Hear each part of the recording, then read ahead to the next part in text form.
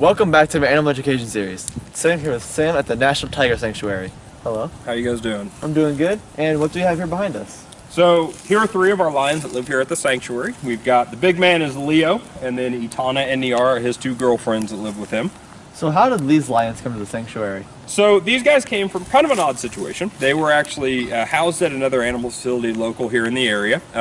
They were basically, the individual who owned these cats was renting a habitat. He stopped paying rent on that facility, and these cats needed a new home, and we gladly accepted the 5 lions. So there were actually 2 other ones that do not live with them anymore, just due to the fact that there's another male. Leo and Judah did not get along well, so we separated them pretty quickly. And obviously you guys don't breed any, and you mentioned to me that you guys had cubs at one point. Yep.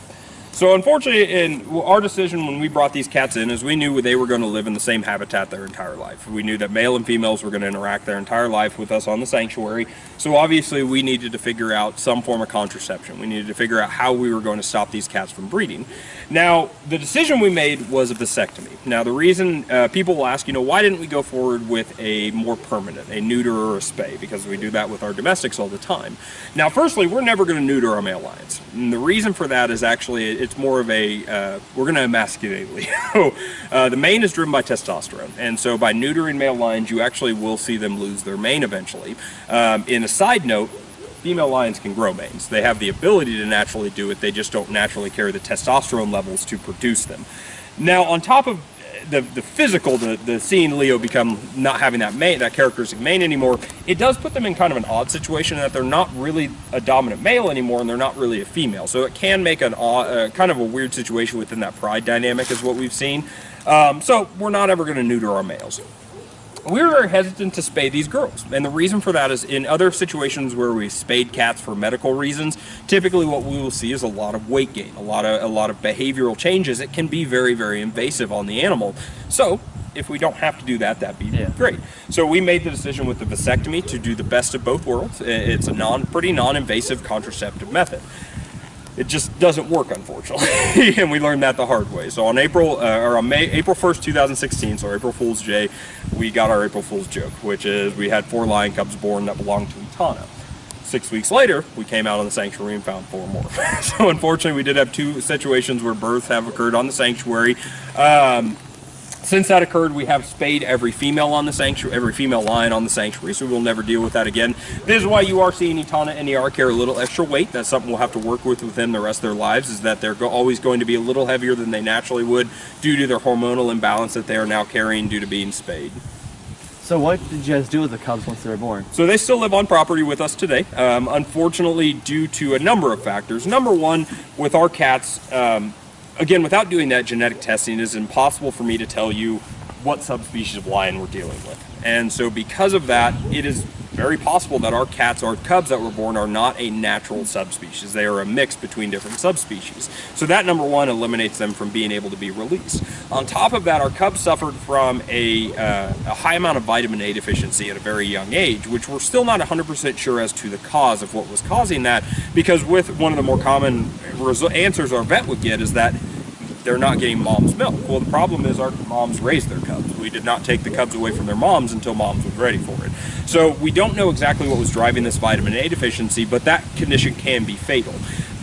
Best guess is likely it is some form of a genetic disorder, a deformity, a genetic mutation, and with that case, unfortunately, these cats would never be eligible to be released, because you don't ever want to release an animal that has some form of genetic deficiency. And so our cats still live with us today. Moms raised them until they were ready being done, and when they were ready to be done, they now live by themselves with each other. So are they the lions that I see over there? Yep. So they live right down the road over here. They live next to mom and dad, so they get to see them every day. They're developing. They're about 3 years old now, going on 4 years, so they still got a little bit of growth left in them, but they're pretty interesting cats. We'll probably go take a look at them a bit later. Yep. But so it's African lions. Where do they come from in the wild? So obviously they are the primary place that lions are found is Africa. Obviously, that is their primary space. Now, there is actually a small subspecies of lions that is found in India. So though African lions are typically associated with Africa, there is a very small subspecies that is found in India. It's a very, very isolated population. So they can live in Asia on occasion, and likely they would have been a much more that would have been a much greater possibility earlier on.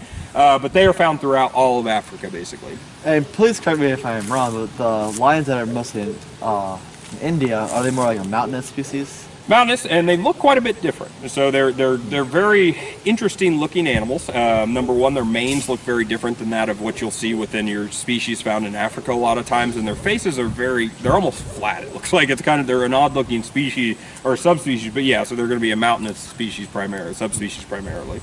The only reason I knew that is because when I was a really young boy, my dad got me an animal encyclopedia, and that was on one of the pages. Yep. I was so fascinated by that. But I've never heard anything else on them. Nope, most people don't realize that they can't. There are a small population in Asia, but it is very isolated.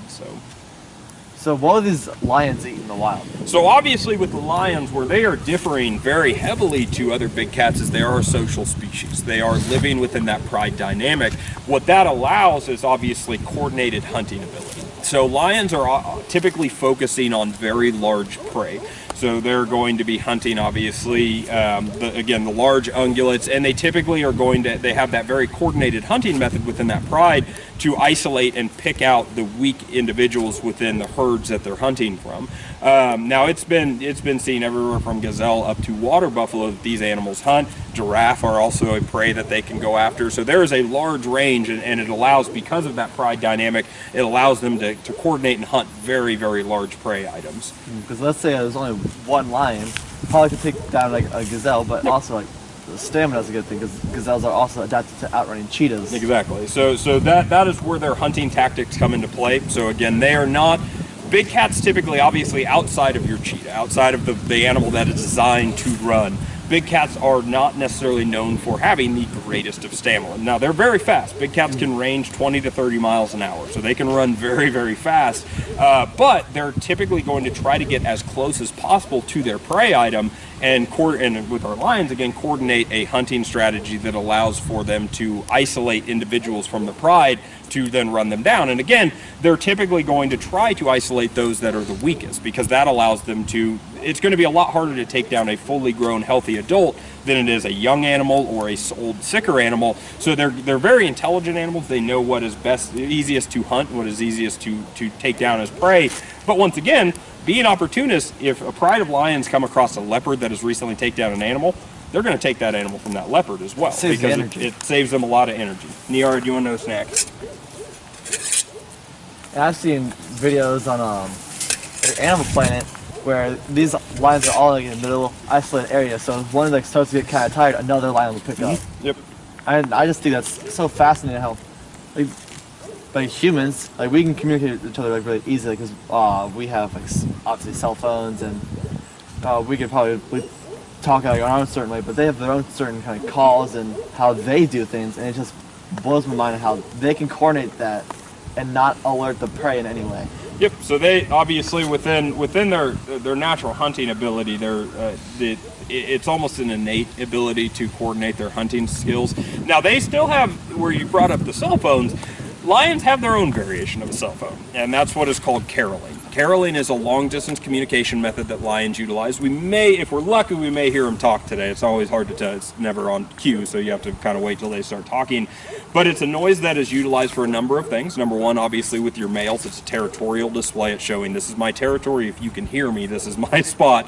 But it also, again, with our pride dynamic, it's going to allow them to communicate with each other, locate each other, and identify each other from long distances. Now, when the big man gets up, Leo is our biggest lion on the sanctuary today. You can probably hear him upwards of 5 miles away when he really gets carrying on. He is a very, very loud cat when he wants to talk. That's a long distance. Yep. And like just any animal in general, that's just a really loud noise. Yep. So it's pretty impressive to hear him. Again, it takes a lot to wake Leo up. He does not get up for anything but himself. But I physically, when you're standing next to him and he starts caroling, it physically shakes you. It's pretty impressive. So here we have Leo's sons. And how old are these? So Afton and Raphael were born on May 20th of 2016, so they're about 3.5 years old right now. And we have some more cubs over here that you mentioned. Yep. So across the road we have the first litter, born on April 1st, so they're the slightly older group. And did you keep them separated by litters for a specific reason? It was basically just how they grew up. So Itana obviously gave birth first on April 1st. We separated Niara and Leo away from her, and then Niara gave birth 6 weeks later and separated Leo away from Niara. Now in hindsight, we don't necessarily think that was a necessity, but we didn't want to run with being a non-breeding organization. We wanted to make sure everything was done exactly correctly to ensure these animals survived and had the best quality of life. And there have been cases where males can injure or more severe problems with the cubs. So just the extra precaution, just to make sure. And you were telling me about like the over there about the testosterone in the manes. Like, how is that displayed here? So at a young age, we could actually tell Afton, the guy laying back behind the trees over there, was the more dominant of these two males. And the reason for that is the coloration in his mane. So the mane coloration is actually also a trait that is driven by the levels of testosterone. So the darker the coloration in the mane, the more dominant you will typically see the male being. In reality, what that really tells us is Disney has been lying to us our entire life, and that Scar is the dominant male, not Mufasa. So... And you mentioned the guy on the right here. I forgot his name. So that's Raphael. Like, he's going to be the bigger male, but the other guy has the darker mane. Yep. So my belief is that it's hard to tell, obviously, at this point. But in how he's grown, I believe Raphael will be the biggest male lion on our sanctuary when he's fully grown. But he doesn't have the temperament his brother has. His brother typically a little more aggressive, a little more dominant. And that's what you'll see a lot of times is that one of the more common questions we'll get is we have two male lions living together.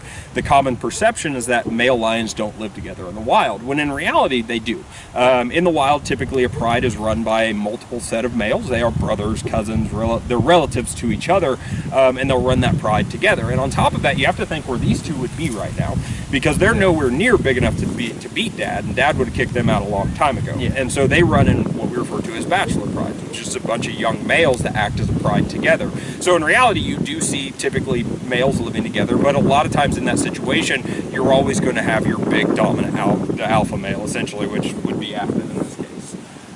Like, some people would just think that males of different species just fight and like kind of not get along constantly, but here we have two males just resting, and they really don't care. Nope. So it's and they're right next to their dad too. Exactly. So you definitely see Dad. Yeah. Dad'll when the boys get going. When the boys get going, Dad'll get up and kind of make sure they know who's boss still on the sanctuary. But no, so it's still something we'll keep an eye on. Obviously, anytime we have animals living in the same habitat, we are always very conscious that there might be a day we have to separate these cats, but that has never shown any reason to at this point with these cats. Because like with any animal, and like people are not excluded from this, they have bad days, and they like not get along with each other one moment, and even though they've been getting along with them forever. Exactly, and there have been days Afton has basically had to put him time out for a little while. Well, it's because he's beating his brother up a little more than we'd like him to, but it's never been anything that we felt is a long-term problem. It's just a bad day. Yep, it's their brothers fighting.